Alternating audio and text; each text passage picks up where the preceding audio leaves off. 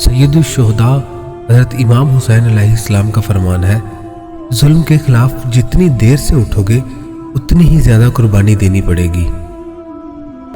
اسلام میں سن ہجری کا آغاز نبی کریم صلی اللہ علیہ وآلہ وسلم کی مکہ مکرمہ سے مدینہ منورہ کی طرف ہجرت کی مناسبت سے ہوا۔ اسلامی کیلنڈر کا پہلا مہینہ محرم الحرام ہے۔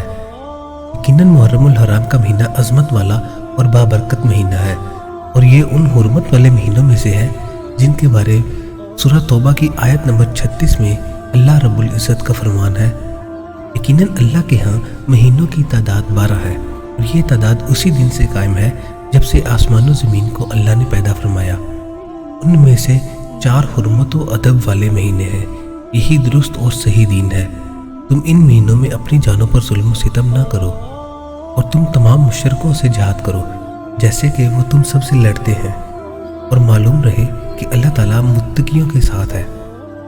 حضرت ابو بکر صدیق رضی اللہ عنہ بیان کرتے ہیں کہ نبی کریم صلی اللہ علیہ وآلہ وسلم نے فرمایا، سال کے 12 مہینے ہیں جن میں سے 4 حرمت والے ہیں، 3 تو مسلسل ہیں، ذوالقعدہ، ذوالحج اور محرم الحرام، اور چوتھا مہینہ جمادی ثانی اور شعبان المعظم کے درمیان رجب کا مہینہ ہے جسے رجب مضر کہا جاتا ہے۔